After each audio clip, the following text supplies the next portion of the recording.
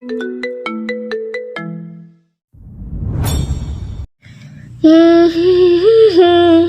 লা লা লা লা লা লা লা লা লা লা লা প্রেমের সুর করে গুন গুন গুন, প্রেমের সুর করে গুন গুন গুন। আমার নয়ন তুমি তো, তুমি তো মন, আমার নয়ন তুমি তো, তুমি তো মন। বুকেতে প্রাণ ধাক ধাক ধুম ধুম, বুকেতে প্রাণ ধাক ধাক ধুম ধুম। আমার নয়ন তুমি তো, তুমি তো মন, আমার নয়ন তুমি তো, তুমি তো মন। রাধের আধার কেটে ভোরের মিষ্টি স্নিগ্ধ আলো ফুটেছে, পাখিদের কিচিরমিচির শোনা যাচ্ছে, জানলার পর্দা ভেদ করে আসছে মৃদু বাতাস। দেওয়াল ঘড়ির কাঁটা ঘুরছে 5:55-তে। মিনিট পাঁচেকের মাঝেই পাশের অ্যালার্ম ক্লক বেজে উঠল। 6টায় সেট করা ছিল হয়তো। বাহাতের ঘড়িটা বন্ধ করে দিল অরু। তার চোখ ফুলে কলা গাছ। সারা রাত ঘুমাতে পারেনি। তন্ময় নেশায় বুঁদ হয়ে যেসব কাণ্ড কারখানা করেছে সেগুলো হজম করতেই রাত পেরিয়ে গেল। এখনও দাউ দাউ করে জ্বলছে ভেতরটা। হৃদয় এখনও দুরু দুরু করে কাঁপছে। ফাঁকা ফাঁকা লাগছে মস্তিষ্কের মধ্যে। ঠিক কী ভাববে বা করবে বুঝতে পারছে না। রুবি ঘুমের নামে বেহুশ হয়ে গিয়েছে। হুটহাট পা তুলে দিচ্ছে অরুর শরীরের উপর, না হলে সে নিজেই উঠে আসছে। তাদের পরিবারের প্রত্যেকজনই বলে অরু আর রুবির ঘুমের ধরন এক বিশ্রী ধরন। হুঁশ থাকে না ঘুমিয়ে পড়লে। বিছানার এক প্রান্তে ঘুমালে অন্য প্রান্তে ওঠে। ঘুম খারাপ তাদের দুজনেরই, এবং তা আজ হাড়ে হাড়ে উপলব্ধি করছে। অরু উঠে বসলো, রুবিকে সরিয়ে হেলে দুলে উঠে দাঁড়ালো। এখনই রুমে যেতে হবে, তন্ময়কে তুলে তার রুমে পাঠাতে হবে। যদি বাড়ির কেউ দেখে ফেলে কেমন হবে? ভীষণ খারাপ দেখাবে। বেরিয়ে পড়ল নিজের রুমের উদ্দেশ্যে।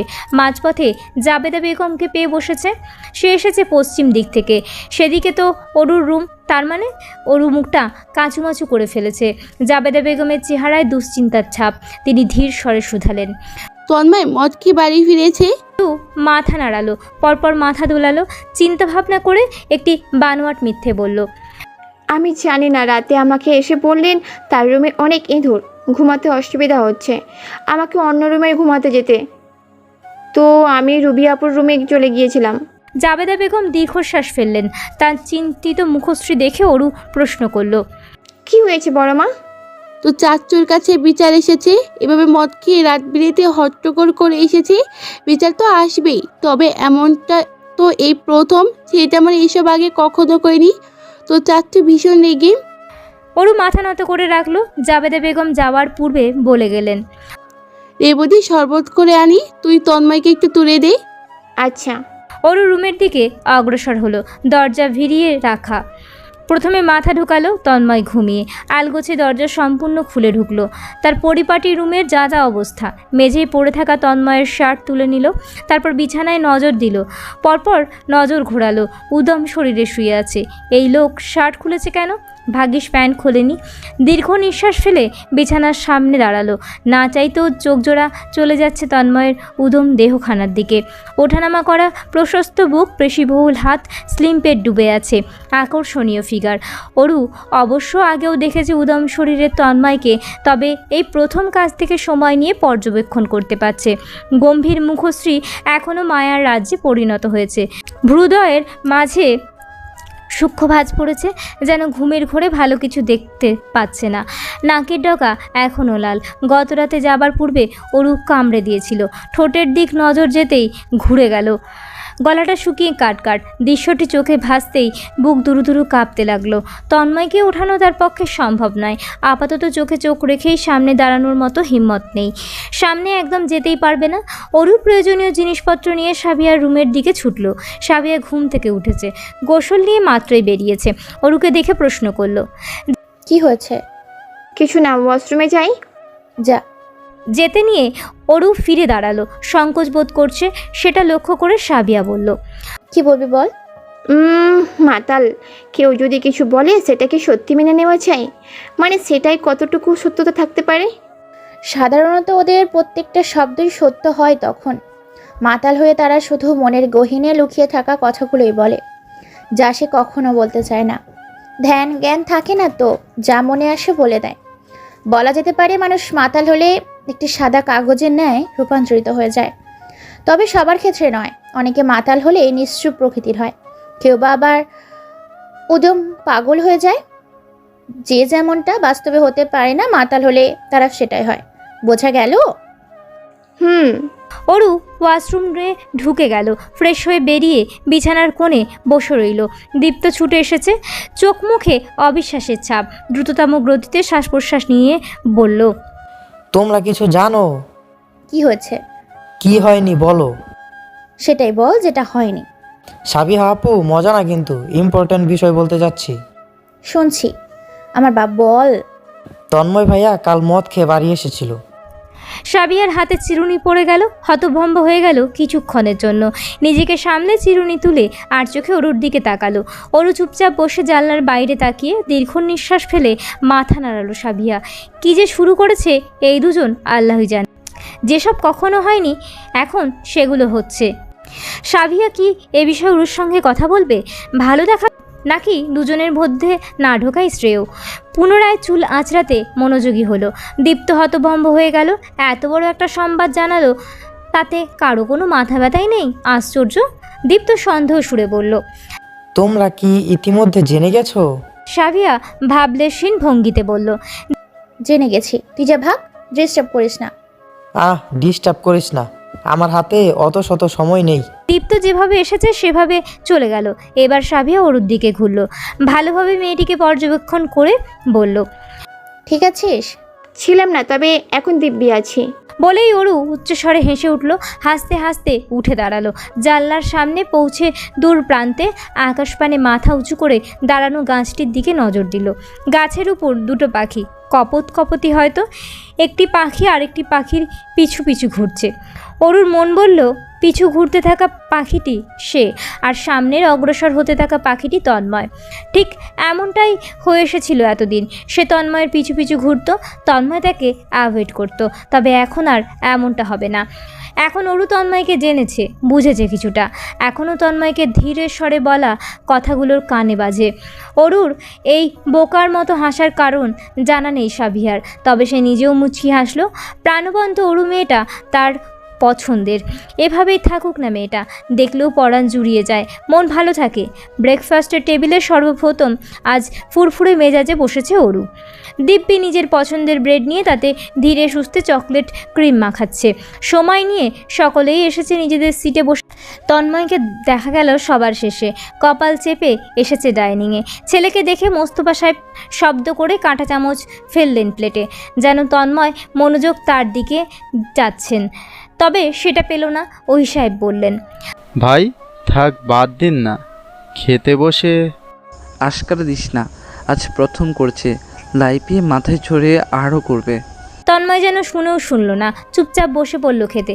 জাবেদা বেগম একবার ছেলের কপালে হাত ছুঁয়ে গেলেন। অরুকে আগের মতোই চঞ্চল স্বভাবের দেখে বাড়ির সবাই বিমোহিত। খুশিতে আটখানা হয়ে পড়েছেন। মোস্তফা সাহেব বেরোনোর পূর্বে মাথায় হাত বুলিয়ে দিয়ে গিয়েছেন। ওহি সাহেবও 500 টাকার হাতে দিয়ে বলেছেন ঘুরে আসতে। আনোয়ার সাহেব মেয়েকে জিজ্ঞাসা করে গিয়েছিলেন ফেরার সময় কী আনবে। অরু হালিম, ফুচকা, চটপটি, স্যুপ আনতে বলেছে।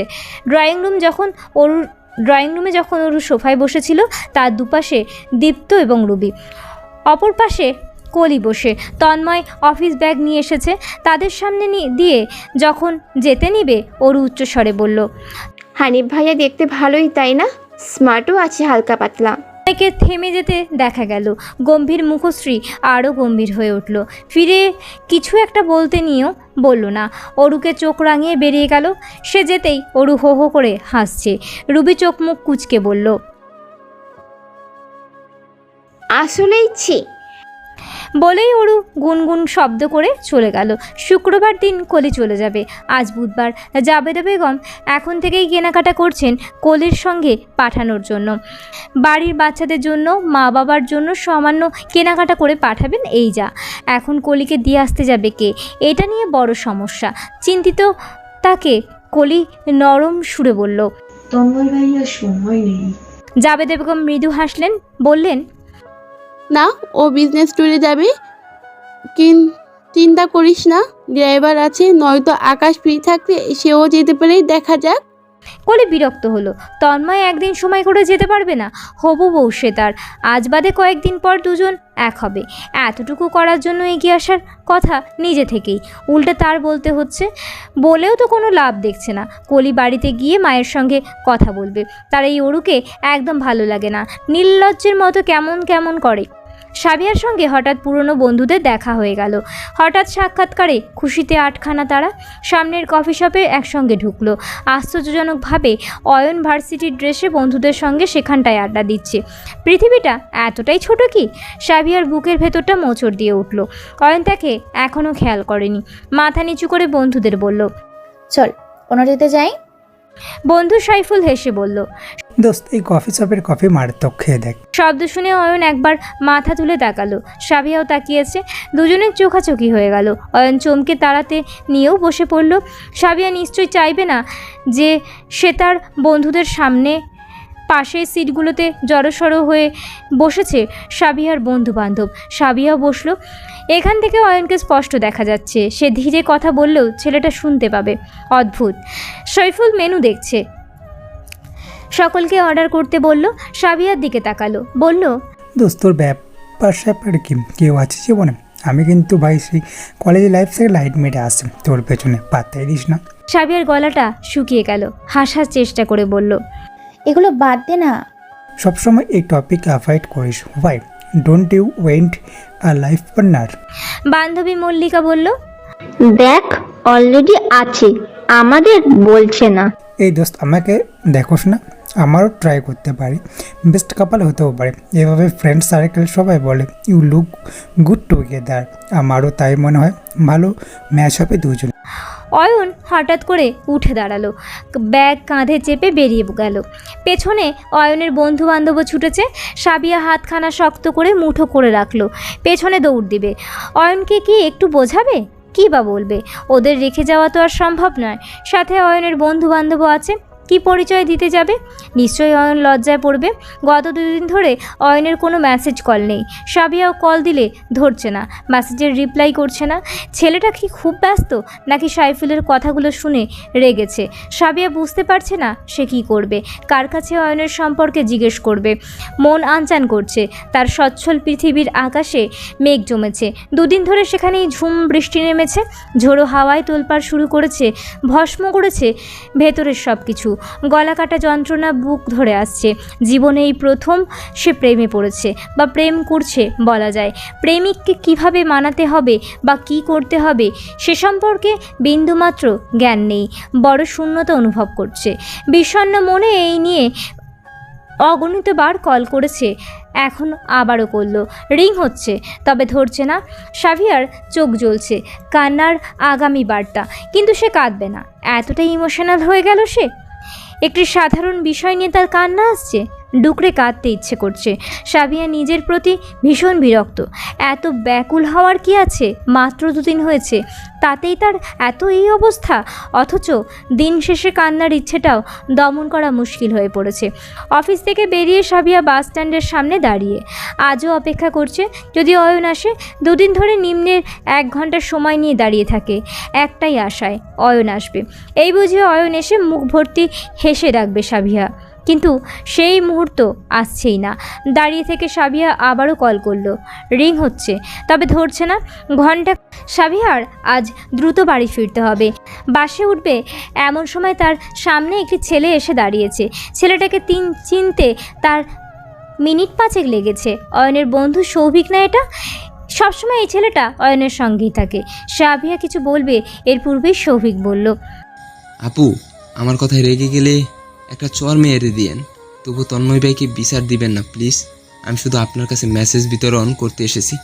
সাবিহার কানে সৌভিকের এগুলো গেল না। সে নিজের মতো উতলা কণ্ঠে শুধালো, অয়ন কোথায়? সৌভিক চমকে তাকালো। সাবিহার উতলা মুখমণ্ডল দেখে মনের ভয় কিছুটা কেটে গেল। প্রাণপ্রিয় বন্ধু অয়ন যখন বলেছে সাবিয়াকে গিয়ে আনতে, সে রাজি হয়নি। কেন রাজি হবে? কে চাইবে ইচ্ছে করে জুতো পেটা হতে? কিন্তু অয়ন ভরসার সঙ্গে বলেছে সাবিয়াকে একবার অয়নের নাম বললেই চলে আসবে। দ্বিধাবোধ নিয়ে মূলত সৌভিক এসেছে। এখন সাবিয়ার চিন্তিত মুখশ্রী দেখে হালকা অনুভব করছে সে। মনের গহীনে থাকা ভয় অনেকাংশ কেটে গিয়েছে। হাসি মুখে বলল, আপু সামনেই, 5 মিনিট হাঁটতে হবে শুধু। তাই? আচ্ছা চলো। সৌভিক আগে হাঁটছে, সাবিয়া পেছনে। তারা সামনে এসে দাঁড়িয়েছে একটি রেস্টুরেন্টের সামনে। এখানেই তো সেদিন অয়নকে দেখেছে। নিজের বন্ধু বান্ধব নিয়ে এই রেস্টুরেন্টে ঢুকেছিল সাবিয়া। সৌভিকের পিছু পিছু ঢুকলো। ভেতরে কোনো লোকজন নেই। কালারফুল লাইটস জ্বলছে, ফুলের সাজানো চারপাশ। কেউ যেন পুরোটা বুক করেছে। সাবিয়া পুরোপুরি ভেতরে যেতেই অয়নকে দেখতে পেল। তার থেকে কিছুটা দূরে দাঁড়িয়ে ঠোঁটে জাদুকরি হাসি ঝুলিয়ে রেখেছে, চিরচেনা সেই আদুরে চোখে তাকিয়ে। অয়ন সামনের বেলুন ফুটিয়ে খুসখুস কণ্ঠে বলল, শুভ জন্মদিন। সাবিয়ার নাক ফুঁসছে, চোখের ভেতরের কোণ লালচে হয়ে এসেছে। সে যথাসম্ভব নিজেকে সামলে রাখার চেষ্টা করছে, কিন্তু কিছুতেই পারছে না। সাবিয়াকে এভাবে দেখে অয়ন দ্রুত পায়ে জিভা কামড়ে এগিয়ে আসলো। রেগে আছো? সরি, আল্লাহ দেখি কান্না করছো। সাবিয়ার মুখশ্রী দুহাতে ছুঁয়ে দিল, তাকে টেনে নিজের বাহুতে নিল। সামনে মাথায় হাত বুলিয়ে বলল, আমি ব্যস্ত ছিলাম, সেলফোন চেক করার মতো সময়টুকু পাইনি। টেনশনে ছিলে বুঝি? সৌভিকের চোখজোড়া কপালে উঠে গেল। এই বান্দর পোলা সাবিয়াকে পটিয়ে ফেলেছে। তাদের এলাকার সুন্দরী সিনিয়র আপুকে পটিয়েই ফেলল। সৌভিকের ইচ্ছে করছে অয়নের পা ধরে বসে থাকতে। মাম্মা কি চিস তুই? তোর গলার স্বর এমন মধু শোনাচ্ছে কেন? আমার গলায় মধু ঢুকেছে তাই। কথাটি বলে অরু স্তব্ধ হয়ে গেল। নিজের কথায় সে নিজেই কিংকর্তব্য বিমূঢ়। সঙ্গে শরীর শিরশির করে উঠল। ভেতরে ঠান্ডা স্রোত বয়ে গেল। কেন সেটা ভাবতেও অরুর লজ্জা করছে। কথা ঘোরাতে বলল, না মানে মন ভালো। ভালো মনের রহস্য নিশ্চয়ই তন্ময় ভাই। মেয়েটা বড্ড শেয়ানা, সব বুঝে ফেলে। অরু অজানা ভঙ্গিতে মিনমিন সুরে বলল, কি জানি কি বলছিস। হ্যাঁ, আদিক্ষেতা যত সব সব জানি। কি পাকিয়েছিস চুপচাপ এসে বলবি, না হলে রাখ রাখ রাখ, আমার কাজ আছে। সময় মতো চলে আসিস কাল সকাল সকাল। আসবো না, যা ভাগ। কল কেটে অরু মুচকি হাসলো। তার আকাশের প্রজাপতি রঙিন আলোয় জলজল করছে। মনের গহীনে উঠছে প্রাণবন্ত ভাব। সে কি অমায়িক শান্তি। শান্তিতে অরুর নাচতে ইচ্ছে করছে, উঠতে ইচ্ছে করছে, দুলতে ইচ্ছে করছে, আর তন্ময়কে জ্বালাতন করতে ইচ্ছে করছে। দুদিন ধরে তার মনে হচ্ছে তন্ময়ের মতো আধুরে পুরুষ পৃথিবীতে আর দুটো নেই। উপর দিয়ে গম্ভীর রাগী মুখশ্রী নিয়ে থাকলেও ভেতরে সে নরম তুলতুলে, হাওয়াই মিঠাই একদম। অরুর ইচ্ছে করছে গপ গপ করে খেয়ে ফেলতে। যখন সে একটু বাজিয়ে দেখে লোকটাকে, মুখের দিকে তাকানো দায় হয়ে যায়। মেসেঞ্জারে অরুদের একটা কাজিন গ্রুপ খোলা আছে। সেখানে যুক্ত রয়েছে রুবি, আকাশ, সাবিহা, তন্ময়, অরু, ইব্রাহিম, অয়ন। ইব্রাহিম গত পরশু অ্যাড হয়েছে। অ্যাড করেছে আকাশ। আর অয়নকে তো আজই অ্যাড করা হয়েছে। রাতে বিছানায় উপুর হয়ে শুয়ে অরু গ্রুপে একটি মিম শেয়ার করলো। সঙ্গে সঙ্গে সিন করে রিয়্যাক্ট করেছে ইব্রাহিম এবং আকাশ। কিছুক্ষণ পর তন্ময়কে সিন করতে দেখা গেল। সময় নিয়ে অরু একটি মেসেজ পাঠালো, একটা ছেলে প্রপোজ করেছে, দেখতেও সুন্দর, অ্যাকসেপ্ট করব। রিয়্যাক্ট করছে। তন্ময় শুধু সিন করছে। তাকে বেশ কিছুক্ষণ পর টাইপিং করতে দেখা গেল। তবে শেষ পর্যন্ত কোনো মেসেজ এলো না। ইব্রাহিম এবং আকাশ রিপ্লাই করছে। ইব্রাহিমের রিপ্লাই, এক্সপার্ট করে ফেলো। আকাশের রিপ্লাই, কোন গাঞ্জাখোর। অরু রিপ্লাই করবে তার পূর্বেই দরজায় করাঘাতের শব্দ। হঠাৎ দরজা পেটানোর শব্দে ধরফড়িয়ে উঠে বসলো। বুকে ডান হাত চেপে ধরলো। ভয় পেয়েছে। এত দ্রুত চলে এলো। সেলফোন বালিশে লুকিয়ে অরু উঠে দাঁড়ালো। ঠোঁটের হাসি যথাসম্ভব লুকিয়ে দরজা খুলতে অগ্রসর হলো। দরজা খুলতেই সামনে তন্ময়ের গম্ভীর মুখ। সে টি শার্ট ট্রাউজার পরে দাঁড়িয়ে গম্ভীর স্বরে শুধালো, ছেলেটাকে? কোন ছেলেটা? আর কি করছিস? বড় ভাইয়ার সাথে কি কেউ ইয়ার্কি করে? থাপ্পড় দিয়ে তো সব কটা দাঁত ফেলে দেব, বেয়াদব। অরু গাল পেতে দিল। এই যে দেন, তবে সবগুলো দাঁত কি সত্যিই পড়ে যাবে? তন্ময় ভাষা খুঁজে পেল না যেন, কথা বাড়ানোর মতো চরম বিরক্ত সুরে বলল, এসব আর শুনলে তোর পা ভেঙে ফেলবো। কেন? তর্ক করছিস? চাচুকে বিচার দিব? আমিও দেব আপনার নামে। অরু অস্পষ্ট স্বরে ভেঙালো তন্ময়ের ডাক। তন্ময় চাহনি হতভম্ব এবং বিমূঢ়। অরুকে কিছুক্ষণ চোখ রাঙিয়ে দেখলো, পরপর হনহনিয়ে চলে গেল। অরু মাথাটা বের করে দেখে নিল, চোখের সামনে থেকে যেতেই শব্দ করে হাসলো। দরজা লাগিয়ে মনোপ্রাণ জুড়িয়ে হেসেছে। হেসে বিছানায় চিৎপটাং হয়ে শুয়ে পড়ল। নিজের মেজাজ ফুরফুরে করার নতুন ঔষধ পেয়েছে, সেটি হলো তন্ময়কে জব্দ করা। কী যে সুখ অনুভব করছে সে ভাষায় প্রকাশ করার মতো নয়। রাতে অরু বেশ তাড়াতাড়ি ঘুমিয়েছে, ভীষণ ভালো ঘুম হয়েছে। ঘুম থেকে উঠেছে দ্রুত, চোখে মুখে তৃপ্তিদায়ক অনুভূতি ছেপে দরজা খুলে উঁকি মারল। তন্ময়ের দরজা আটকানো, দরজার সঙ্গে কানের স্পর্শ ঘটালো। শুনতে চেষ্টা করলো জনাব উঠেছে কিনা। টুকটাক শব্দ শুনতে পেল, উঠেছে তাহলে। অরু ফিরে এলো নিজের রুমে, ওয়াশরুমে ছুটল। বেরিয়ে সম্পূর্ণ কালো রঙের চুড়িদার পরেছে, ওড়না গলায় ঝুলিয়ে নিজেকে আয়নায় দেখল। চুল আঁচড়াতে গিয়ে খিলখিলিয়ে হেসে নিল। তার এই রহস্যময় হাসার কারণ অজানা নয়, কিন্তু এখন যে সে চুল নিয়ে দোটানায় পড়ল। চুলে বিনুনি গাঁথবে নাকি ঝুঁটি, ভেবেচিন্তে দুটো বিনুনি গেঁথে নিল। পরপর শুনতে পেল পাশের রুমের দরজা খোলার শব্দ। অরু তৎক্ষণাৎ হেলে দুলে বেরিয়ে পড়ল। তন্ময়ের সামনে যেতে নিয়ে গুনগুন করে সুর তুলল। গানের বিশেষ লাইনগুলো গাইতে গাইতে অগ্রসর হচ্ছে। একখান পান চাইলাম, পান দিল না, তোমার সঙ্গে কিসের পিরিত? তন্ময়কে রেখে সিঁড়ি বেয়ে চলে যাচ্ছে। তন্ময়কে বেশ সময় নিয়ে নামতে দেখা গেল। অরু তখন ছুটোছুটি করছে ডাইনিং রুম জুড়ে। নুপুরের রেঞ্ঝিন শব্দ চারপাশ হতে প্রতিধ্বনিত তুলছে। মুফতি বেগম হেসে বললেন, মাশাল্লাহ, কি সুন্দর লাগছে দেখতে। তা এত সকাল সকাল সেজেগুজে তৈরি হচ্ছিস যে? অরু পা দুলিয়ে চেয়ার টেনে বসেছে দীপ্তর পাশে, হেসে জবাব দিল, মার্জির বাসায় যাব চাচি, আন্টি আমাকে ইনভাইটেশন দিয়েছেন সারাদিন সেখানে থাকতে, সন্ধ্যায় ফিরবো। আনোয়ার সাহেব বললেন, কেন সারাদিন থাকতে হবে কেন? বাবা গল্প করব, বাড়িতে বসে থেকে কি করব। আচ্ছা ঠিক আছে। খেয়ে দিয়ে অরু ব্যাগ কাঁধে নিয়ে বেরিয়ে পড়ল। সাইকেল বের করতে নিয়ে দেখলো তন্ময়ের গাড়ি এখানে দাঁড়িয়ে। গাড়িটা যেন দেখেনি এমনভাবে সাইকেলে চড়ে বসলো। তন্ময় গাড়ির কাঁচ নামালো, বিরক্ত সুরে বলল, উঠে আয়। অরু নড়ল না, একইভাবে বসে যেন তন্ময়ের ডাক শোনেই নি সে। তন্ময় শাসানো সুরে বলল, অরু। জি তন্ময় ভাইয়া। দুদিন ধরে তন্ময় চরম বিরক্ত পর্যায়ে। সে এতটাই বিরক্ত যে কোনো কিছু নির্দ্বিধায় খেয়ে ফেলবে। ঘন ঘন কিছু নিঃশ্বাস নিয়ে পুনরায় বলল, উঠে আয়। অরু সাইকেল যেখানে ছিল সেখানে রেখে গাড়িতে উঠে বসলো। সিট বেল্ট বেঁধে পা দোলালো, মনোযোগ সহকারে বাইরে তাকিয়ে। বাহাতের অনামিকায় আঙুলে আংটি ঘোরাচ্ছে, গুনগুন সুরে গান গাইছে। নিস্তব্ধ গাড়ির মধ্যে সে গুনগুন করলেও স্পষ্ট শোনা যাচ্ছে গানটি। মধুর স্বরে গানের এক একটি লাইন এতটাই মনোমুগ্ধকর শোনালো যে স্টিয়ারিংয়ে রাখা তন্ময়ের হাত নড়ে উঠল দৃশ্যমান রূপে। লা লা লা লা লা লা লা লা লা লা লা প্রেমের সুর করে গুন গুন গুন, প্রেমের সুর করে গুন গুন গুন। আমার নয়ন তুমি তো মন, আমার নয়ন তুমি তো মন। বুকেতে প্রাণ ধাক ধাক ধুম ধুম, বুকেতে প্রাণ ধাক ধাক ধুম ধুম। আমার নয়ন তুমি তো মন, আমার নয়ন তুমি তো মন। ঠোঁট কামড়ে অরু চুপসে গেল।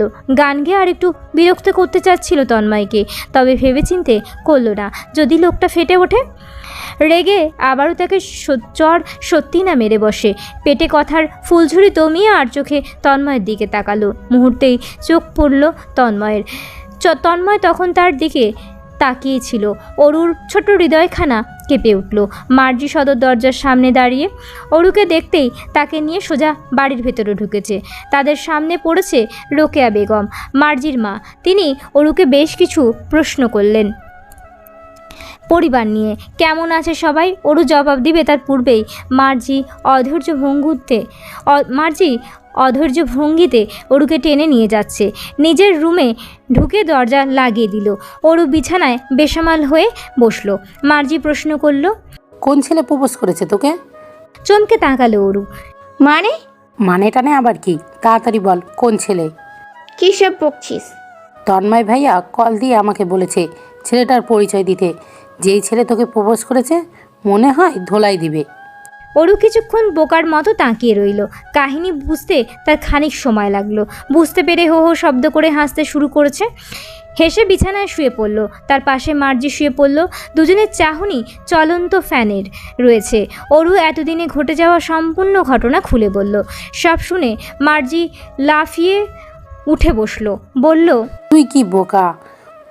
হতেই পারে তন্ময় ভাইয়া জানে না, কলি না ফলির মা বলেছে দেখেই বিয়ে হবে। সুমনার পরিচয় চাইছে তন্ময় ভাইয়ার সাথে সুমনার বিয়ে দিতে। তার মানে কি বিয়ে হচ্ছে? গাধি ছেমড়ি, তোর কি মনে হয় এত বড় কথা সত্যি হলে কি তোর চাচু তোদের সাথে শেয়ার করবে না? অরু বিষণ্ণ সুরে বলল, তখন এত কিছু মাথায় আসেনি। আমি অনেক কষ্ট পেয়েছিলাম। ঢং, এমন আজাইরা কষ্ট ডেকে এনেছিস কেন? আমি ডেকে এনেছি।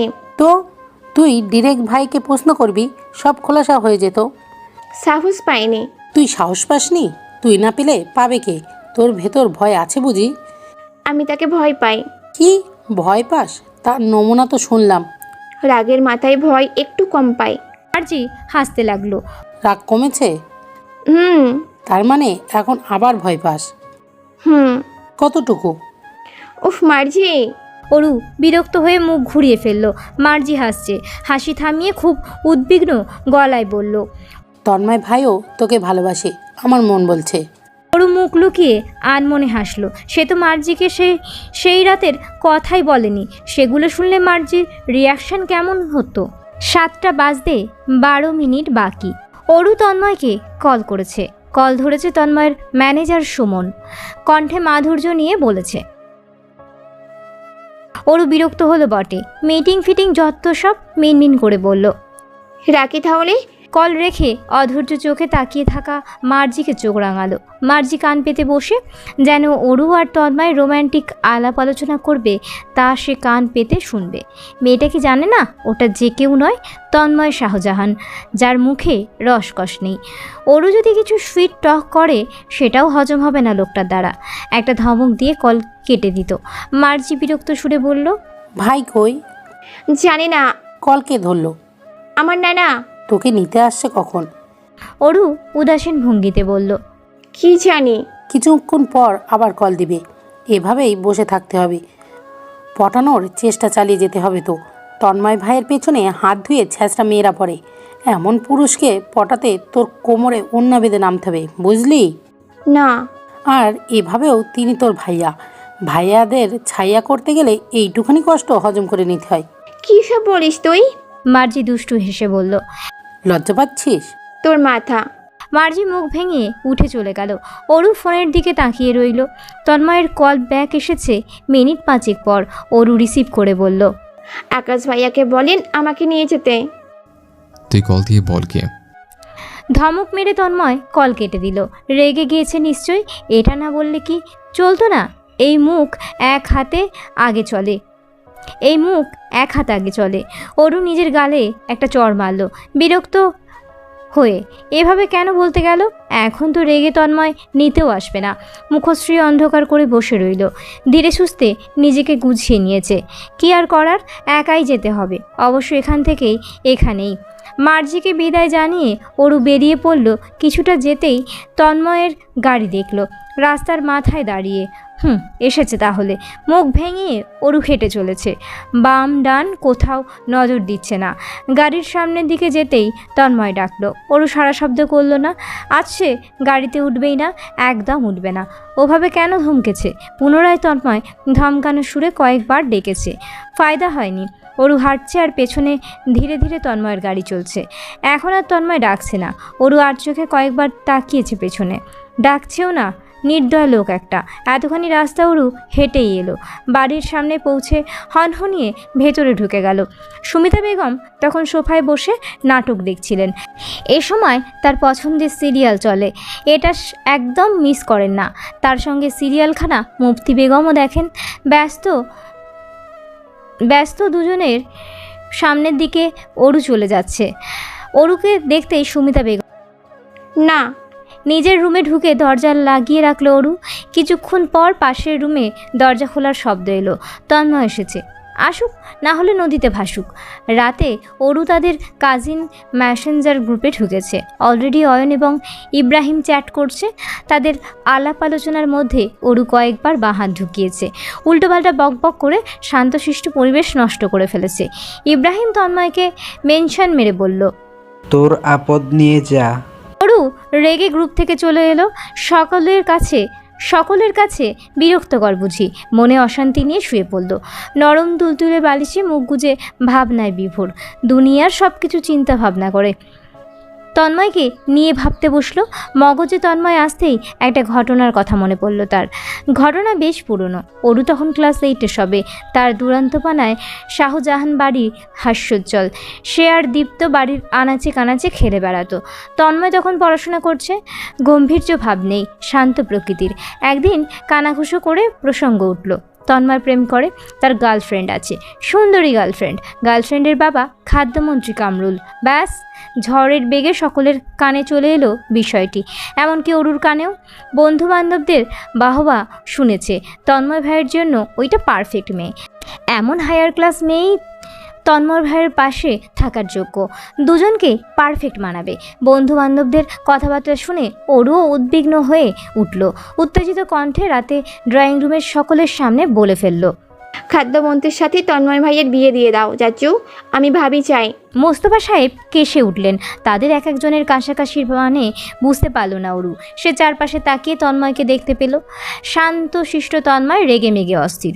অরু উত্তেজনায় তন্ময়ের রাগ উপলব্ধি করতে পারল না। আপাতত সে বিবেকহীন মানুষে রূপান্তরিত হয়েছে। তন্ময়ের হাত ধরে বলল, ভাইয়া খাদ্যমন্ত্রীকেই ভাবি হিসেবে। সম্পূর্ণ বাক্য শেষ হওয়ার পূর্বেই অরুর গালে শক্ত একটা চড় পড়ল। এতটাই জোরে পড়েছে যে সে নড়ে গেল। মেরে তন্ময় না খেয়ে বাড়ি থেকে বেরিয়ে গিয়েছে। মায়ের খেয়ে অরু বিষম খেয়েছে যেন। এর আগে তন্ময় তাকে কখনো মারেনি। আদরে বাদর বানানো তার তন্ময় ভাইয়া তাকে মারল। অরু কান্নাকাটি করে অস্থির। কেউ তাকে শান্ত করতে পারছে না, এমনকি মোস্তফা সাহেবও নন।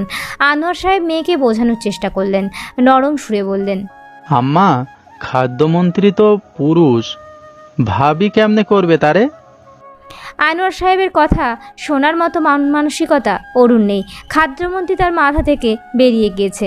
এখন শুধু তন্ময়ের জ্বরের কথা মনে আছে। জ্বর খেয়ে অরু রাতে 100 ডিগ্রি জ্বর এসে পড়ল। জ্বর কাবু করে ফেলেছে তাকে।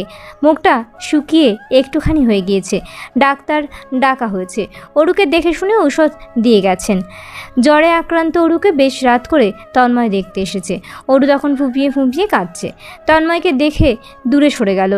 এক থাপ্পড় খেয়ে এতটাই ভয় পেয়েছে যে তন্ময়ের কাছে আসতেই দেখেই 100 হাত দূরে চলে যাচ্ছে। অস্থির তন্ময় অরুকে ঘণ্টাখানেক লাগিয়ে মানিয়েছে, বুঝিয়েছে। অরুর কান্নাকাটি থামাতে সে আদর স্বরূপ কপালে চুমুও খেয়েছে। অরুর কান্নাকাটি থেমেছে। চরের কথা ভুলেও আবারও একটি চর খাওয়ার উদ্দেশ্যে বলল, বলেন তাহলে আপনি খাদ্যমন্ত্রীকে বিয়ে করবেন? তন্ময়ের নাক ফুঁসছে।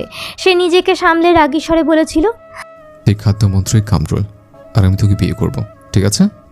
তখন বিষয়টি বুঝতে পারেনি অরু। শুধু তন্ময়ের রাগী স্বর বুঝেছে এবং কেঁদেছে। তবে এখনও বালিশে মাথা গুজে থাকা অরু শব্দ করে হাসছে। এসব মনে করলে যেমন হাসি পায়, তেমন সে লজ্জায় হতভম্ব হয়ে পড়ে। অরু আন্দাজ করলো সে ছোট থেকেই তন্ময়কে জ্বালিয়ে আসছে। 1 মিনিট শান্তি দেয়নি লোকটাকে। এতগুলো বছর তাকে সামলানো কম কথা নয়। অরুর আজ সত্যি তন্ময়ের উপর মায়া হচ্ছে। মায়াটুকু বেশিক্ষণ রইল না। বৃহস্পতিবার সকাল সকাল অরু সেজে গুজে তৈরি হয়ে আজ সে টকটকে লাল কামিজ পরেছে। লাল কামিজের সঙ্গে মিলিয়ে লাল নাগরাজ জুতো পরেছে। লাল চুড়ি 2 হাতে পরেছে। নুপুরও লাল রঙের পরেছে। তারই মাথা থেকে পা অবধি লাল সাজার কারণ তন্ময়ের লাল রং একদম পছন্দ নয়। লাল রং দেখলেই তন্ময়ের ভ্রু দুটোর মাঝখানে সূক্ষ্ম ভাঁজ পড়ে। আজ সেই ভাঁজকেই তাজা করতে অরুর এই সাজ। সিঁড়ি বেয়ে নামতে থাকা অরুকে দেখে খাবার টেবিলে বসে থাকা সকলেরই আহাম্মকের মতো তাকিয়ে রইল। সাত সকালবেলা এমন সেজেগুজে খেতে আসার কারণ কি আদৌ আছে? আশ্চর্যজনকভাবে সে সময় তন্ময় গ্লাসে মুখ দিয়েছে। কিছুটা পানি কেবলই মুখে নিয়েছিল। অরুকে দেখে গলার পানি নিয়েই কেসে উঠেছে। কাস্তে কাস্তে কপালের মধ্যস্থান কুঁচকে গিয়েছে। পাশে বসা আকাশ পিঠ থাপড়ে বলল। অরু হাসি মুখে আনোয়ার সাহেবের পাশে এসে বসেছে। সুমিতা বেগম মাথা দুপাশে অতিষ্ঠ ভঙ্গিতে নাড়লেন। মেয়েটার করা কার্যকলাপ আজকাল তার সুবিধের মনে হয় না। কি হয়েছে কে জানে, কি সব উদ্ভট আচরণ করে চলেছে, একদম শান্তিতে থাকে না। এই মেয়েটার মধ্যে শান্তি বলতে কিছুই নেই। আজ ব্রেকফাস্ট প্লেটে দিতে কলি সাহায্য করছে। জাবেদা বেগম না করেছেন, কিন্তু কলি শুনল না। তন্ময়ের প্লেট সামনে এসে দাঁড়িয়েছে কেবলই, খাবার প্লেট উঠিয়ে দিবে। তন্ময় হাত দেখিয়ে বলল, আমি পরোটা নিব না। দিস না ওরে, ও সকালে পরোটা খায় না। তাহলে কি খাবে? ব্রেড, তুই বস, যে যার খাবার নিয়ে নিবে। আমি সাহায্য করি। তন্ময়কে মারাত্মক বিরক্ত দেখালো। জাবেদা বেগম দ্রুত কলির হাত ধরে সরিয়ে নিলেন, না হলে দেখা যাবে চেঁচিয়ে উঠেছে। কলি অবুজের মতো চেয়ারে বসে রইল। কী হলো সে উত্তরের আশায় জাবেদা বেগমের দিকে তাকালেন। জাবেদা বেগম বললেন, খেয়ে ওঠ। অরু মুখ ভেঙিয়ে খেয়ে চলেছে। চোখ কুটিয়ে তাকাচ্ছে না। চোখ কুটিয়ে তাকাবে কেন? এগুলো দেখতে তার একদমই ভালো লাগে না। মেয়েটাকে দেখলেই তার বিরক্ত লাগে। সে খুবই বন্ধুত্বপূর্ণ মানুষ, তবে দিনকে দিন তার মন বিষাক্ত হয়ে উঠেছে। এই কলি নামের মেয়েকে সে একেবারেই অপছন্দ করে, যেমনটা সুমনাকে করে। এখন থেকে অরু সেসব মেয়েদের অপছন্দ করবে যারা তন্ময়ের উপর ক্রুদৃষ্টি নিক্ষেপ করে।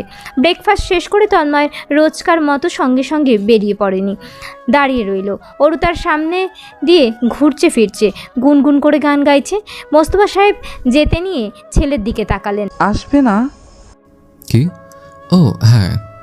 বিকেলের দিকে অরু ছাদে উঠে এসেছে, তার সঙ্গে দীপ্ত। পরীক্ষা শেষ করে তার আজ আজাদ পাখি হয়ে গিয়েছে। ঘুরছে ফিরছে, পড়াশোনার কোনো চিন্তা নেই। আমাদের এ সময় ঘোরাফেরা দরকার না? কোথায় যাওয়া যায়? শহরের বাইরে। আমার ঘুরতে ইচ্ছে করছে। তো বল গিয়ে চাচ্চকে। আমাকে বাবা বকবে, তুমি বলো না। আমাকে কি চুমু দিবে? তুমি তন্ময় ভাইকে বলবে প্লিজ। মানুষ খুঁজে পাস না। ভাইকে বলেই দেখো তো। পারবো না, আমি আকাশ ভাইয়াকে বলবো। এটাও করতে পারো, ভাইয়া রাজি হবে মনে হয়। দীপ্ত এবং অরুর স্বপ্নের ঘোরে সময় নিয়ে ক্যাঁচাল করছে এবং মুক্তি বেগমের ডাকে দীপ্তকে চলে যেতে হলো। অরু একাই দাঁড়িয়ে রইল। ধীরে সুস্থে সূর্য ডুবে গিয়েছে, সন্ধ্যা হয়ে এসেছে, মাগরিবের আজান দিয়েছে। এক মনে নিচে তাকিয়ে অরু। চোখের সামনে দিয়ে একটি রিক্সা গিয়েছে মাত্র। রিক্সায় একজোড়া কপতি দেখেছে। কি সুন্দর জড়িয়ে বসে দুজন, কানে কানে আলাপ করছে, শব্দ করে হাসছে হয়তো। খুব মধুর দেখালো ব্যাপারটা। ঠান্ডা শরীর এবং মন নিয়ে অরুর ইচ্ছে করছে এভাবে রিক্সায় ঘুরতে তন্ময়ের সাথে। তন্ময়ের কথা মগজে আসতেই দীর্ঘ নিঃশ্বাস ফেলল। আদৌ কখনো কি তন্ময়কে স্বীকার করাতে পারবে সেদিন রাতের কথাগুলো সজ্ঞানে? প্রথম অরুর নিজের উপরই বিশ্বাস ছিল সে পারবে যেভাবে, তবে এখন তার কনফিডেন্সে আধার ছেয়ে গিয়েছে। তন্ময়ের ধৈর্য কোনো মানুষের কাতারেই পড়ে না। লোকটার আকাশ সমান ধৈর্য। এত ধৈর্য কোথা থেকে পেয়েছে?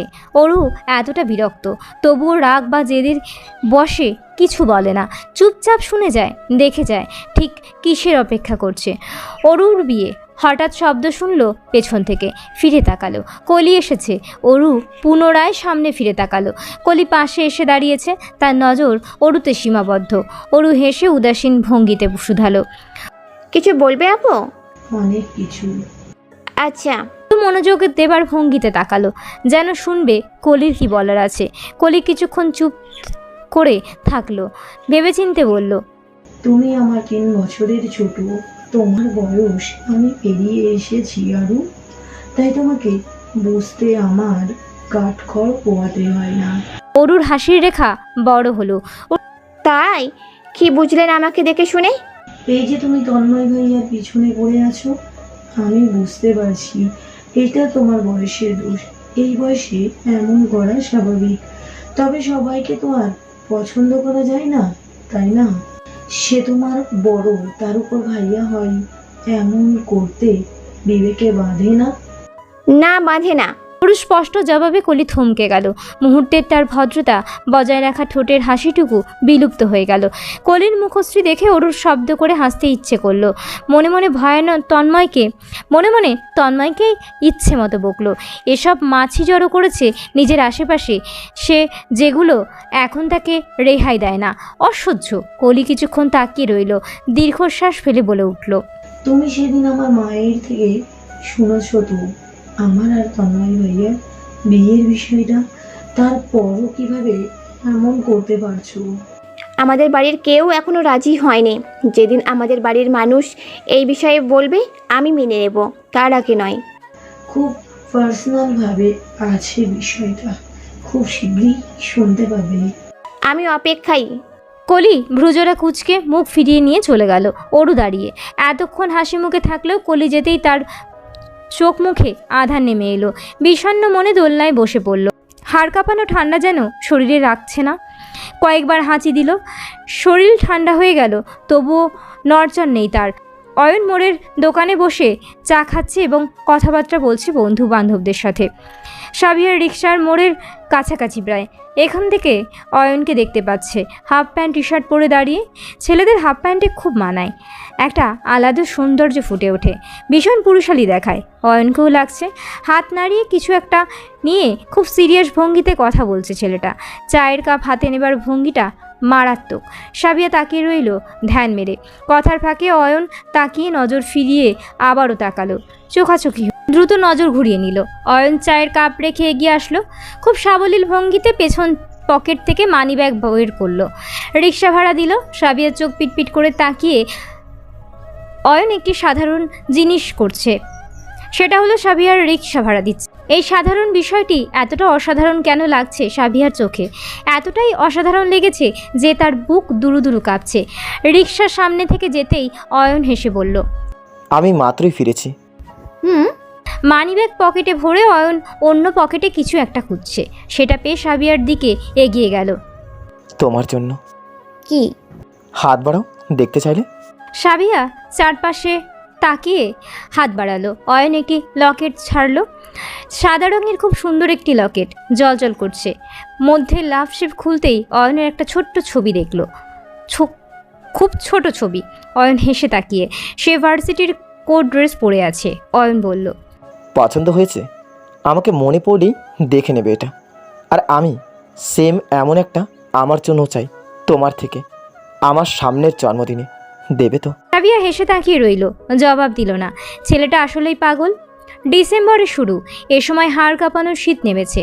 ছাদে পা ফেলা দায় হয়ে যায়। প্রকৃতির চাপ কুয়াশায় ধকধকানো ধোঁয়া উড়ে বেড়ায়। বাইরে নজর বুলিয়ে 1 মিটার দূরের জিনিস দেখতে পাওয়া কষ্টসাধ্যের বিষয়। সেখানে ছাদের বসে থাকার কথা চিন্তা করাটাও মর্মান্তিক প্রায়। অথচ অরু দিব্যি ছাদের দোতলায় মাথা ঠেকিয়ে বসে এক মনে চেয়ে আছে দূর আসমানের আধার রাতের চাঁদের চারিপাশের নক্ষত্রগুলো জ্বলজ্বল করছে। দেখাচ্ছে এক সৌন্দর্যের প্রতীককে পাহারা দেওয়া হচ্ছে। মনে হচ্ছে পাহারাদারগুলো নক্ষত্র আর সৌন্দর্যের প্রতীক চাঁদ। এক অপরূপ চিত্রে যেন দূর আসমানের সৌন্দর্যে বিমোহিত হয়ে অগ্রাহ্য করল বুকের চিনচিন ব্যথা। দমকা হাওয়া এসে উড়িয়ে এলোমেলো তৃষ্ণার ক্লান্তিতে ধুকছে শরীর। কোনো একটা বিষয় মনে দাগ কেটে দিল। সেটি অগ্রাহ্য করা বেশ কষ্টকর বিষয় হয়ে দাঁড়ায় ওর জন্য। কিছুতেই পারে না ভুলতে। এটা একটা বাজে স্বভাব বলা যায়। তিল তিলে শেষ করে দেয় তার হৃদয়। খুব ক্ষীণ মনের অধিকারী। একটু কটূক্তি তাকে বিষণ্ণ করে তুলতে পারে, তছনছ করে দিতে পারে তার হাস্যোজ্জ্বল পৃথিবী। নিস্তব্ধতার মধ্যে দূর হতে ঘন ঘন পায়ে শব্দ ভেসে আসছে। অরু মনোযোগ দিয়ে শুনতে পাচ্ছে। শুনেও ঘুরে তাকালো না। দৃষ্টি তখনও আসমানে নিবন্ধকৃত। পায়ের শব্দ এসে থেমেছে খুব নিকটে। কিছু সময় অতিবাহিত হয়েছে, তবুও আরও কোনো প্রতিক্রিয়া শুনতে পারছে না, না শুনতে পারছে কোনো সাড়া শব্দ বা ডাক। কৌতূহলবশত অরু অতিষ্ঠ ভঙ্গিতে ঘুরে তাকালো। তন্ময় দাঁড়িয়ে, আধার রাতের চাঁদের আলোয় তার বিরক্তি মুখশ্রী দৃশ্যমান। ভুরু দুয়ের মাঝখানে সূক্ষ্ম ভাঁজ। অরু পুনরায় মাথা ঘুরিয়ে বসে রইল, আর চোখে আরও দুবার তাকালো। একইভাবে দাঁড়িয়ে ক্ষীণ দৃষ্টিতে তাকিয়ে। এভাবে তাকিয়ে আছে কেন? খেয়ে ফেলবে নাকি? মিনমিন কণ্ঠ অরুর। কি সমস্যা? তন্ময়ের জবাব এলো না। তবে এবার সে অরুর সামনে এসে উপস্থিত হয়েছে। পেশিবহুল হাতের সাহায্যে এক টানে দোলনা থেকে উঠিয়েছে অরুকে। অপ্রস্তুত অরু থুবড়ে পড়েছে তন্ময়ের বুকে। চিরচেনা সেই সুগন্ধির ঘ্রাণ ভেসে এসেছে নাকে। তন্ময়ের স্বাস্থ্যসম্মত শরীর গরম, উষ্ণ অনুভব করছে। সেই উষ্ণ অনুভবের নেশায় স্বেচ্ছায় পড়ে রইল তন্ময়ের বাহুতে। উদ্বিগ্নতার সহিত মিশে গেল পুরোপুরি। ঘনিষ্ঠ হয়ে নিজেই দুরু কেঁপে উঠল। শিহরণ বয়ে গেল সম্পূর্ণ শরীর জুড়ে। উপলব্ধি করতে পেল তন্ময়ের ওঠানামা করা বুকের গতি। ধকধকানো শব্দও যেন শুনতে পারছে ভেতর হতে। দমকা বেসামাল হাওয়া শরীর ছুঁয়ে দিতেই থরথর করে কেঁপে উঠেছে তার শরীর। তন্ময়ের ভ্রুজোড়া এবার মাত্রাতিরিক্ত কুঁচকে গিয়েছে। তার পাতলা ঠোঁটজোড়া কাঁপছে ধমক দেবার জন্য। গলার ধমক আটকে রেখে সাবলীল ভঙ্গিতে শরীর থেকে নিজের জ্যাকেট খুলে ফেলল। পরপর ব্যস্ত ভঙ্গিতে অরুর গায়ে পরিয়ে দিল। জ্যাকেটে লেপ্টে থেকেও অরুর কাঁপুনি কমছে না। তন্ময় টেনে নিতে চাইলে অরু যাচ্ছে না, ঠায় দাঁড়িয়ে একইভাবে। তন্ময় অভিমানে তার কণ্ঠে আষ্টপিষ্টে জড়িয়ে, আমি যাব না। কেন? আপনার কি? আপনাকে তো ধরে রাখিনি, যান। মার খেতে ইচ্ছে করছে? না, আপনি ভাগেন। অরু ঘুরে তাকালো। তার চোখ জোড়া লাল হয়ে গিয়েছে, হিসহিস করছে মুখশ্রী। তন্ময়ের রাগী চেহারার মুহূর্তে পরিবর্তন দেখালো। অদৃশ্যমানভাবে নরম হয়ে এলো। এগিয়ে যেতে নিয়ে মোলায়েম সুরে জিজ্ঞাসা করলো, কি হয়েছে? আপনি? আমি। অরু এত চেষ্টা করেও বাক্যটি মুখ দিয়ে বের করতে পারছে না। পুনরায় মুখ খুলল, পারছে না। তন্ময়কে খুব ধৈর্যবান দেখালো। চুপচাপ দাঁড়িয়ে অপেক্ষা করছে। অরু অস্পষ্ট স্বরে শুধালো, আপনি কি ওই কলিয়াপুকে পছন্দ করেন? তন্ময় তাজ্জব বনে গেল যেন। বিরক্তির রেশ ধরেই বলল, তোর কি মনে হয়? আপনি বলেন। তুই সব অদ্ভুত চিন্তা ভাবনা মাথায় আনিস কিভাবে? আমি এনেছি। ওই কলিয়াপু বলেছে সামনেই আপনাদের দুজনের বিয়ে। তার মানে আপনার মামিও বলেছে একই কথা। সিলেট থাকতেই আপনি সব কিছুর দোষ শুধু আমাকেই দেন কেন? আপনি একটা বিয়ে করেন, না হলে 10টা। আমার কি? কোনো জবাব এলো না। না শোনা গেল পায়ের শব্দ। অভিমানী অরু আর চোখে চোখ তুলে তাকালো। তন্ময় কপালের সূক্ষ্ম ভাঁজ নিয়ে তাকিয়ে আছে। দৃঢ়তার চাহনি, রাগের মাথায় বকবক করেছে এতক্ষণ। হুঁশে ফিরে ছোট ঢোক গিলল অরু। গলাটা শুকিয়ে গিয়েছে। ঠোঁটজোড়া জিহ্বা দ্বারা ভিজিয়ে নিল। দ্রুত পায়ের সামনে অগ্রসর হলো। এখন সে কেটে পড়বে। তন্ময়ের মুখমণ্ডল দেখে সে বুঝে গিয়েছে এ বিষয়ে তার মাসুম তন্ময় ভাই কিছুই জানে না। না জানুক, তবুও দোষ এই মাসুম তন্ময়ের। তন্ময়কে রেখে অরু যেতে পা বাড়ালো। পাশ কেটে যেতে নিলে তন্ময় হাত চেপে টেনে ধরলো। টেনে নিজের সামনে দাঁড় করিয়ে বলে, তুই কি সিলেট থেকে রাতারাতি এই কথা শুনে চলে এসেছিলে? থমকালো। পিটপিট করছে আঁখি দুটি। কোন কথা কোথায় নিয়ে গিয়েছে। তন্ময়ের বিজনেসম্যান না হয়ে অ্যাডভোকেট হওয়া উচিত ছিল। অরু মিনমিন সুরে বলল, ছাড়ুন। তন্ময় তার হাত পিঠের পেছনে পেঁচিয়ে ধরেছে। উত্তর দিতে বলেছে। ব্যথায় কুঁকড়ে গিয়েছে অরু। ধমক শুনে কেঁপে উঠেছে খানিক। নাক ফুঁসছে তার। কম্পিত গলায় বলল, চর মারবেন আমাকে? এবার আমি সত্যি সত্যি চাচুকে বিচার দেব আপনার নামে। পরপর ঘাড়ে স্পর্শ অনুভব করলো। লম্বা চুলে টান খেলো। তন্ময় বাঁ হাতে পেঁচিয়ে নিয়েছে চুলগুলো। জবাব দে। ভয় রীতিমতো জড়সড় হয়ে গিয়েছে অরু। তন্ময়ের ওই দানবীয় হাতের চর ভীষণ রকমের ব্যথিত এবং লজ্জাজনক। পর মুহূর্তে আবারও চুলে টান খেলো। ব্যথায় আর্তনাদ করলো। ব্যথা পাই। উত্তর দে। আপনার কি আমার উপর একটুকু মায়া হয় না? অরু, রাগাস না আমাকে। কথা ঘোরাতে না পেরে চুপসে গেল অরু। ভয়ে বুক দুরু দুরু কাঁপছে। তন্ময় এতটা ভয়ঙ্কর হবে জানলে সে কখনোই এই বিষয়টি তুলতই না। চুপচাপ মুখ বন্ধ করে রাখত। নিজের দোষে ফেসে বোকা বনে গিয়েছে এক প্রকার। নিজেকে ছাড়াতে ছটপট করতে গিয়েও থেমে গেল হুট করে। দূর থেকে ভেসে আসছে দীপ্তর লাল লাল লাল লালালা ওকে। দীপ্ত ছাদে আসছে নিশ্চয়ই। অরু পুনরায় ছটপট করতে লাগলো। তন্ময় তাকে ছেড়ে দিল। অরু হাঁসফাঁস ছেড়ে বেঁচেছে, এমন ভঙ্গিতে শ্বাস ফেলতে নিয়েছিল। তবে তন্ময়কে শব্দ করে ছাদের দরজা লাগাতে দেখে শ্বাস প্রশ্বাস গলায় আটকে গেল। না শ্বাস ফেলতে পারছে আর নাইবা নিতে পারছে। তন্ময়কে কাছে আসতে দেখে দোলনার পেছনে চলে গেল। তন্ময় অধৈর্য গলায় আদেশ সুরে বলল, এদিকে আয়। না, একদমই না। তোকে ধরতে পারলে কিন্তু খেয়ে ফেলবো। সর্বাঙ্গ কেঁপে উঠল। এই ধরনের বাক্য সে এই প্রথম শুনছে তন্ময়ের মুখে। লজ্জায় হতভম্ব হয়ে দাঁড়িয়ে পড়ল। সুযোগ পেয়ে মুহূর্তেই তন্ময় তাকে পেছন দিয়ে টেনে ধরল। ছাদের রেলিংয়ে পিঠ ঠেকিয়ে দাঁড় করিয়ে বলল, আরেকবার জিজ্ঞেস করব, এবার যদি জবাব না দেস তাহলে তোর খবর আছে। এমন অবস্থায় অরু শুধু তন্ময়ের বেসামাল স্পর্শ অনুভব করছে। কম্পন সৃষ্টি করেছে ভেতরে। গলা দিয়ে কথা বের হতে চাইছে না। নজর ঘুরিয়ে অস্পষ্ট স্বরে বলল, হ্যাঁ? আমায় কেন বলিস নি? কেন বলবো? তন্ময় পুনরায় অরুর হাত বেঁকিয়ে ধরেছে। এবার কিছুটা শক্তি প্রয়োগ করেছে। ব্যথায় অরুর আঁখি দুটি ভিজে উঠেছে। ঠোঁটে ঠোঁট চেপে সহ্য করে গেল। তন্ময় কণ্ঠে ক্রোধ স্পষ্ট, তুই এত বড় কাহিনী ঘটিয়েছিস আমাকে না বলে, আমার থেকে কনফার্ম না হয়ে? ছাড়ুন। দরজায় দ্রিম দ্রিম শব্দ করছে। সঙ্গে ভেসে আসছে দীপ্তর বাচ্চামিতে ভর্তি স্বর। অরুর ভেজা নয়নের ছাদের দরজার দিকে তাকিয়ে ভুলেও তন্ময়ের দিকে তাকাচ্ছে না। চোখে চোখ পড়লে সে ভয়ে জ্ঞান হারাবে। যেভাবে তাকিয়ে আছে যেন অরুকে সত্যিই খেয়ে ফেলবে। পরপর জাবেদা বেগমের গলার স্বর শোনা গেল, এই ওরো, কি রে এখনো ছাদে কি করছিস? অরু মৃদু স্বরে বলল, ছাড়ুন, না হলে আমি চেঁচাবো। চেঁচিয়ে দেখ তুই। এক্ষুনি যদি না ছাড়েন আমি সত্যিই চেঁচাবো। Go ahead. অরু দাঁতে দাঁত চেপে রাখলো কিছুক্ষণ। কি ভেবেছে অরু চাচানোর সাহস পাবে না? পাবে। আজ সকলের সামনে এই লোককে অপদস্থ করবে সে। অরু নাক ফুসিয়ে চেঁচিয়ে উঠল। বড় মা! মুহূর্তেই অরুর অল্প সংখ্যক খোলা ঠোঁটে তন্ময় নিজের ঠোঁট এগিয়ে নিল। আচমকা আক্রমণে অরু থরথর করে কেঁপে রেলিংয়ে মিশে গেল। চোখজোড়া শক্ত করে বুজে গিয়েছে। কাঁপতে থাকা শরীরের স্পষ্ট তন্ময়ের বেসামাল স্পর্শ অনুভব করছে। ছটপট করে সরতে চাইলেও পারছে না। আষ্টে পিষ্টে জড়িয়ে নিয়েছে তন্ময় তাকে। চুপ করানোর ভঙ্গিতে ঠোঁটে ঠোঁট মিলেছে ঠিকই, তবে এখন পরিস্থিতি ভিন্ন। নেশায় হারিয়ে গিয়েছে তন্ময়। অনুভূতির সাগরে ভেসে অরুও ছটপট বন্ধ করে দিয়েছে। শক্ত করে চেপে রেখেছে তন্ময়ের টি শার্ট। দুজনের নেওয়া ঘন ঘন গরম, এক একটি নিঃশ্বাস একত্রে মিলিত হচ্ছে। অরু লজ্জায় কয়েকবার মাথা ঘোরানোর চেষ্টা করছে, সফল হয়নি। তন্ময় পুনরায় তাকে নিজের দিক করে নিয়েছে। এই অনাকাঙ্ক্ষিত চুমুর ভেজা শব্দেও লজ্জায় হতভম্ব হয়ে পড়েছে অরু। সেদিন রাতে একটা গাঢ় করে চুমু হয়নি তাদের মধ্যে। ঠোঁটে ঠোঁট ছুঁয়ে তন্ময় জ্ঞান হারিয়ে বসেছিল। তাই বলা যায় এই অনুভূতি তার কাছে নতুন। তন্ময় শান্ত হয়েছে খুব সময় নিয়ে, তবে এখনও ঘন ঘন শ্বাস ফেলছে। তার নেওয়া এক একটি শ্বাস প্রশ্বাস অরুর ঘাড়ে পড়ছে। অরু ক্ষণে ক্ষণে কেঁপে উঠছে, এখনও মাথা ঘুরিয়ে রেখেছে। চোখের দৃষ্টি নিচে ভুলবশত ফিরে তন্ময় ডান হাতে অরুর দুগাল চেপে ধরেছে।